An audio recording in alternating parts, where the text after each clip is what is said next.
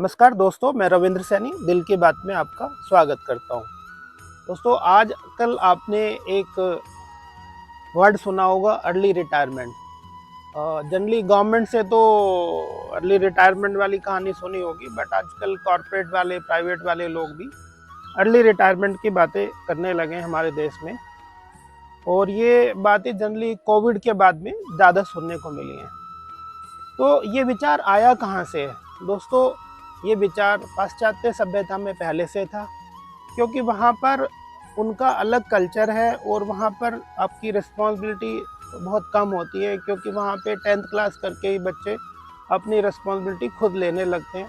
और उनका जो सामाजिक ताना बाना है, उनका जो संबंध है हस्बैंड वाइफ के भी, वो भी बहुत दिनों तक टिकाऊ नहीं होते, तो लोग चेंज होते रहते हैं। तो वहाँ पर बच्चों की रिस्पॉन्सिबिलिटी ज़्यादा नहीं होती, तो इसलिए वहाँ पर अर्ली रिटायरमेंट का फैसला लेना या इवन एक साल में एक बार 10-15 दिन महीने के लिए कहीं घूमने चले जाना, मतलब ब्रेक ले लेना, वो उनके लिए संभव है। हमारे यहाँ सिस्टम थोड़ा सा अलग है। हमारे यहाँ पर एक सामाजिक ताना बाना है, जिसमें बच्चों की एजुकेशन से लेकर उनकी शादी ब्याह कर देने तक की भी रिस्पॉन्सिबिलिटी होती है। तो उससे पहले यहाँ पर रिटायरमेंट का सोचना थोड़ा सा संभव सा नहीं लगता, बट फिर भी ये कितना संभव है और कैसे आगे इसमें बढ़ सकते हैं, इस पर हम आज बात करते हैं। तो रिटायरमेंट एक्चुअली है क्या? जो अर्ली रिटायरमेंट कहें या रिटायरमेंट कहें, रिटायरमेंट जो 60 ईयर्स का होता है वो तो आपको पता ही है कि भाई उसमें रिटायरमेंट हो जाता है, आदमी जो जॉब होती है उससे हट जाता है, बट फिर भी लोग उसमें कुछ और काम करने लगते हैं कि भाई अर्निंग का ये साधन वो साधन। तो जनरली पहले तो सरकार में पेंशन होती थी, तो पेंशन के बाद आदमी को कोई चिंता होती नहीं थी और उसके बाद में अपना जीवन निर्वाह वो पेंशन से कर सकता था इजीली। बट आजकल गवर्नमेंट में भी पेंशन नहीं है, कॉर्पोरेट में या फिर बिजनेस में तो पेंशन होती ही नहीं है। तो उसका कैसे प्लान करें और उस पर कैसे बढ़े? पहले हम ये समझते हैं कि रिटायरमेंट को लोग क्या समझते हैं, जो अर्ली रिटायरमेंट की स्पेशली स्टोरी है। तो उसमें क्या है कि लोग कई बार ज़बरदस्ती अपनी जॉब में होते हैं। मान लीजिए मेट्रो सिटीज़ में भीड़ भाड़ में पोल्यूशन में रहने का मेरा मन नहीं है, लेकिन मुझे रहना पड़ रहा है क्योंकि मेरी जीविका वहाँ से चल रही है। हो सकता है वो आईटी क्षेत्र में बंदा है या किसी ऐसे फील्ड में है जो उसकी मनपसंद फील्ड नहीं है। उसका जो पैशन था या उसकी हॉबी थी वो कुछ और थी, लेकिन उसको मजबूरीवश जीवन यापन करने के लिए उस फील्ड में आना पड़ा और वो कर रहा है मजबूरीवश। तो रिटायरमेंट का मतलब है कि आप अपने बंधे हुए काम से, जहाँ पर आपकी रिस्पॉन्सिबिलिटी फिक्स्ड है, बंधा हुआ काम है, सुबह जाना है शाम को आना है, या आपकी रोल एंड रिस्पॉन्सिबिलिटी है, उसमें ना बन के आप रिटायरमेंट के बाद भी आप कोई कंसल्टेंसी का काम कर सकते हैं, वर्क फ्रॉम होम कर सकते हैं। बट इसमें क्या है कि आपकी चॉइस के ऊपर, आप चाहें तो करें, नहीं चाहें तो नहीं करें। बट अगर नहीं चाहें तो आपको फाइनेंशियल जो लाइबिलिटीज़ है या फाइनेंशियल इंडिपेंडेंस है वो चाहिए होगी, तो उसका इंतज़ाम हमें करना पड़ता है। इस फाइनेंशियल इंतज़ाम को करने के लिए पश्चिम में कुछ फार्मूले हैं। फोर्ब्स इंडिया जैसे लोगों ने, बड़े बड़े लोगों ने फार्मूले बनाए हैं कि 25x टाइप का फार्मूला है कि भाई आपका जो आज के डेट में एनुअल सैलरी है उसका 25 टाइम अगर आपके पास में है। मान लीजिए अगर किसी की 2 लाख रुपए सैलरी है, तो वो 5 करोड़ रुपए अगर उसके पास में है तो he can plan early retirement, है ना। तो दूसरा फॉर्मूला लोग कहते हैं कि भाई 4% अगर आप अपने कॉर्पस से विड्रॉ कर रहे हैं और वो आपका कॉर्पस बना हुआ है, तो ये भी, लेकिन वो भी अगर कैलकुलेट करेंगे तो लगभग वही आता है 25x टाइप। बट इसमें लोग कहाँ फंस गए कि भाई ये 25x को कमाने के लिए जल्दी जल्दी मैं ये कॉर्पस जमा करता हूँ, दिन रात लगे हुए हैं, ना समय देख रहे हैं ना कुछ देख रहे हैं, तो ये भी ठीक नहीं है। क्योंकि ये अगर आप भाग दौड़ में अपनी ज़िंदगी के जो इम्पोर्टेंट लाइफ का हिस्सा है, टाइम है 15-20 साल, जब आपकी बॉडी सब कुछ एंजॉय करने लायक है, आप कुछ भी करने लायक हैं, वो आप नहीं कर पा रहे हैं, तो उसका कोई फ़ायदा उसमें नहीं है। क्योंकि आप जब तक वहाँ पहुँचेंगे, जब तक चीज़ें हो सकता है आप ना कोई वो अपनी हॉबी लायक बचे और ना आप एंजॉय करने लायक बचे।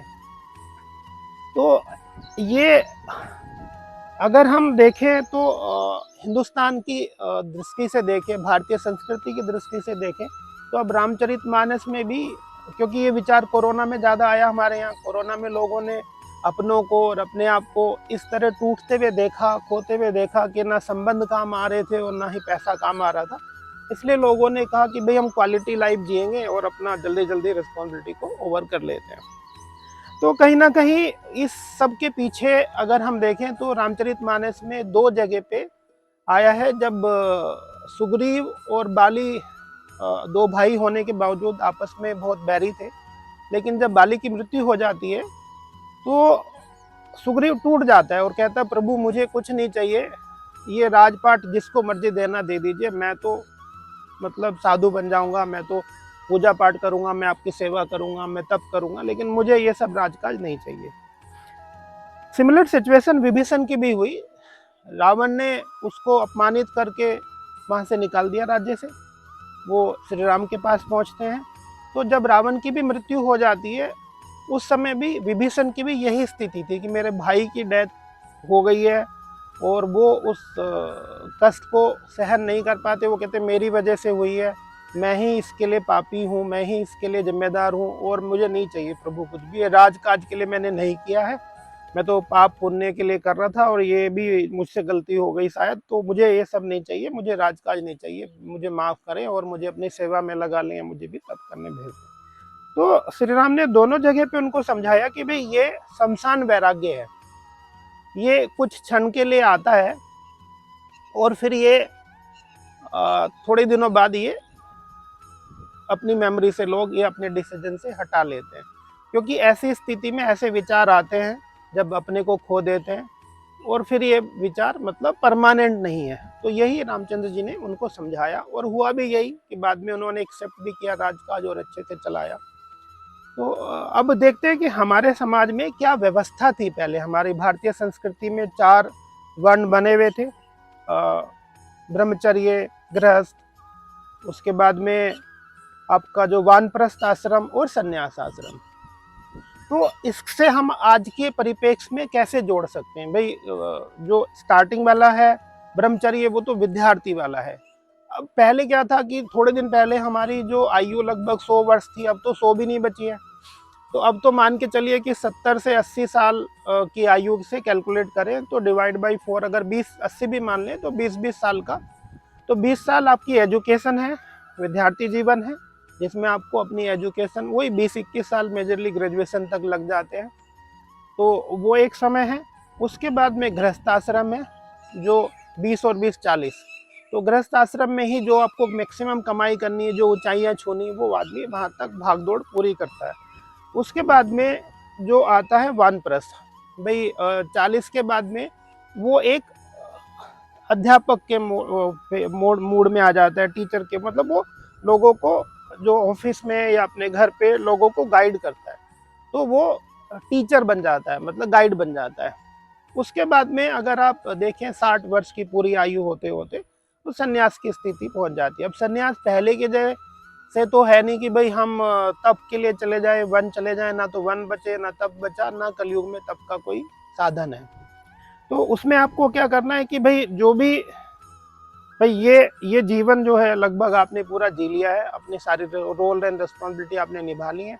आप अध्यात्म की दृष्टि से देखा जाए तो आप प्रभु भजन करें और छोटे मोटी जो आपकी हॉबीज़ है, नेचर के साथ कुछ करना है आपको, या आपको कोई फ्री एजुकेशन देनी है, जो आपकी लाइफ में आपकी स्किल रही थी उन स्किल को फ्री डिस्ट्रीब्यूशन करना है, या जन सेवा आप इसको कह रहे हैं, वो कर सकते हैं।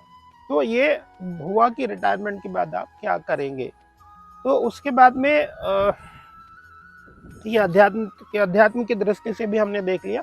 अब प्लानिंग भी हमने देख ली कि भाई कैसे करना चाहिए, तो फाइनेंशियल है, सामाजिक जिम्मेदारियां हैं, उन सब पे हमने बात करी। अब ये सारे चीज़ों का निचोड़ क्या है?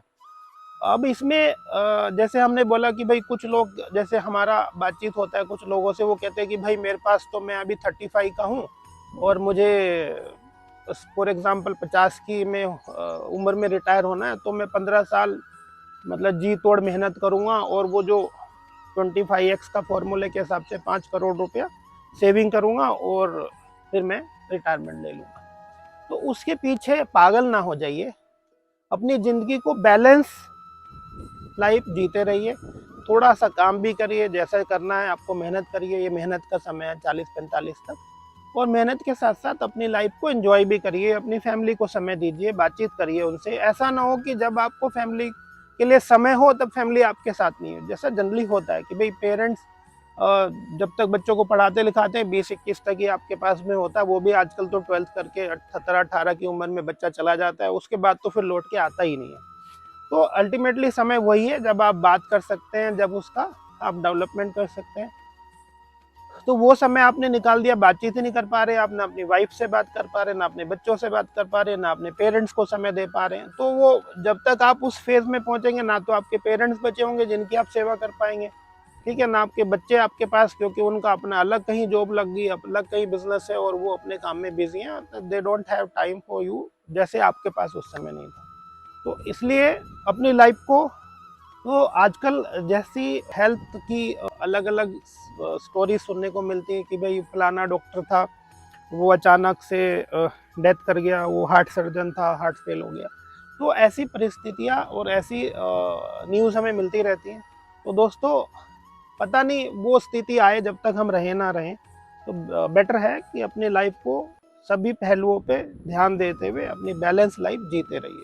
जो आपकी जिम्मेदारियां हैं आपके बच्चों के प्रति, अपनी पत्नी के प्रति, अपने माँ बाप के प्रति और अपने सगे संबंधी रिश्तेदार, जो सोशल एक लाइफ होती है, ये बहुत इंपॉर्टेंट है सोशल लाइफ। क्योंकि सोशल रहेंगे तो आप बुरे काम करने से बचेंगे, कोई गलत स्टेप लेने से बचेंगे।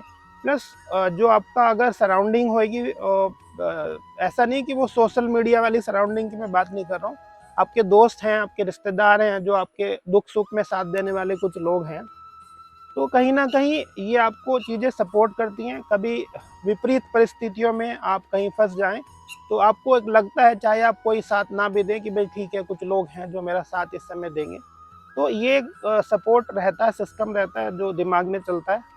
तो जो हमारा एक सामाजिक ताना बाना है, जो लोग हैं, आपके दोस्त हैं, आपके रिलेटिव हैं, कहीं ना कहीं आपके दिमाग में ये रहता है कि वो किसी ऐसी विषम परिस्थिति में फंस जाने पर आपका सपोर्ट करेंगे। तो एक मानसिक आपको संतोष रहता है। तो जो आपको किसी ऐसी स्थिति में फंस जाने पे कम से कम एक मानसिक सपोर्ट देता है, तो उसको बनाए रखिए और अपनी बैलेंस लाइफ जीते जाइए, एंजॉय भी करिए, अपने लोगों के साथ भी मिलिए, उठिए बैठिए और धन जो कमाया जा रहा है कमाते रहिए। धन्यवाद। आज का यही मैसेज था। हम जानना चाहते हैं कि आपको ये हमारी स्टोरीज, आपकी जो मॉरल स्टोरीज कह लीजिए, मोटिवेशनल कह लीजिए, इंस्पायरेशनल कह लीजिए, ये कैसी लग रही हैं। आप कमेंट कर सकते हैं और अगर आपको लगता है कि ये अच्छी हैं तो आप इसको फॉरवर्ड कर सकते हैं, शेयर कर सकते हैं अपने दोस्तों के साथ में, ताकि दूसरे लोग भी इसका ज्ञानवर्धन इससे ले सकें। धन्यवाद, नमस्कार। इसी तरह की ज्ञानवर्धक वीडियो देखते रहने के लिए हमारे चैनल को सब्सक्राइब